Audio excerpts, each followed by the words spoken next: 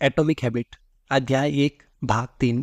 प्रकृति वास्तव में होती कैसे है। सोचिए कि आपके सामने टेबल पर बर्फ का क्यूब रखा है। कमरे में इतनी ठंडक है कि आप अपनी सांस को देख सकते हैं। यह तापमान 25 डिग्री है। कमरा धीरे धीरे गर्म होने लगता है। 26 डिग्री, 27 डिग्री, 28 डिग्री। आपके सामने रखी टेबल पर बर्फ का क्यूब अभी भी है। 29 डिग्री, 30 डिग्री, 31। अब तक कुछ नहीं हुआ। फिर 32 डिग्री। बर्फ पिघलने लगती है। इससे पहले एक डिग्री बढ़ने से इतना अंतर नहीं पड़ा था, लेकिन इस 1 डिग्री ने बड़ा परिवर्तन कर दिया। सफलता के पल अक्सर पूर्व कामों के ही परिणाम होते हैं, जो बड़े बदलाव के लिए संभावनाएं तैयार करते हैं। यह स्थिति हर जगह देखने को मिल जाएगी। कैंसर अपने जीवन का 80% भाग तो पता चले बिना ही बिताता है, लेकिन फिर कुछ माह में शरीर को खराब कर देता है। मांस पहले 5 वर्षों में बढ़ा हुआ नहीं दिखता, क्योंकि वह जमीन के भीतर जड़ें जमाता रहता है और अगले 6 हफ्ते में 90 फीट तक बढ़ जाता है। इसी प्रकार से आदतें भी तब तक कोई प्रभाव नहीं डालती जब तक कि वह एक अहम सीमा को पार नहीं कर जाते और एक नए स्तर को नहीं पा लेते। किसी अनुसंधान या तलाश के आरंभ और मध्य में अक्सर निराशा की खाई होती है।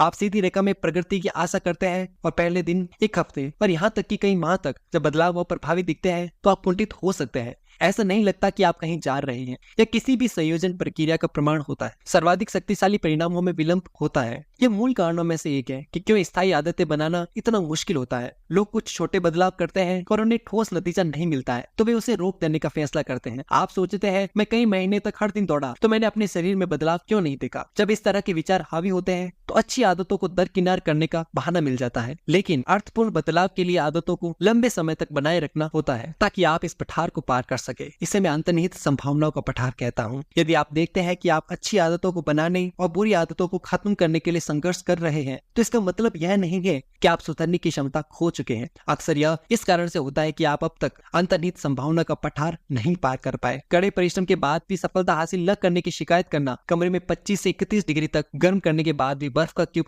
न पिघलने की शिकायत करने जैसा ही है। आपका किया हुआ कर्म नष्ट या व्यर्थ नहीं गया है, बल्कि वह जमा होते जा रहा है। जो भी घटता है वह 32 डिग्री पर होता है। जब आप अंततः अंतर्निहित संभावनाओं के पठार को पार कर पाते हैं तो लोग इसे रातों रात अर्जित की गई सफलता कहते हैं। बाहर की दुनिया केवल वह नाटकीय घटना देखती है जब आप सफलता प्राप्त करते हैं। वह प्रक्रिया नहीं देखती जिनसे आप निकले हैं, लेकिन आप जानते हैं कि आपका वह काम ही है जो आप लंबे समय से कर रहे थे, जिसके कारण आज आप उछाल ले सके, जबकि कभी ऐसा लगता था कि आप किसी तरह की प्रगति नहीं कर रहे हैं। मानव भूगर्भीय दबाव के समान ही होता है। 2 टेक्टोनिक प्लेट्स एक दूसरे के विपरीत रहकर लाखों वर्षों तक एक दूसरे को रगड़ती रहती है। तनाव धीरे धीरे बढ़ता जाता है, फिर एक दिन भी उसी तरह से एक दूसरे को रगड़ती है जैसे वर्षों से चला आ रहा था, लेकिन इस बार तनाव बहुत अधिक बढ़ जाता है। भूकंप आ जाता है। एकदम कुछ होने के पहले बदलाव लगातार होता रहता है। महारत हासिल करने में धैर्य लगता है। एनबी के इतिहास की सबसे सफल टीम सेंट एंटोनियो स्पर्स ने समाज सुधारक जैकब रीच का एक कथन अपने लॉकर रूम में लटका रखा था। जब मुझे कोई मदद करता हुआ नहीं दिखता है तो मैं पत्थर तोड़ने वालों की ओर देखता हूँ जो चट्टान पर हथौड़ा चलाते हैं। करीब सैकड़ों बार चलाते होंगे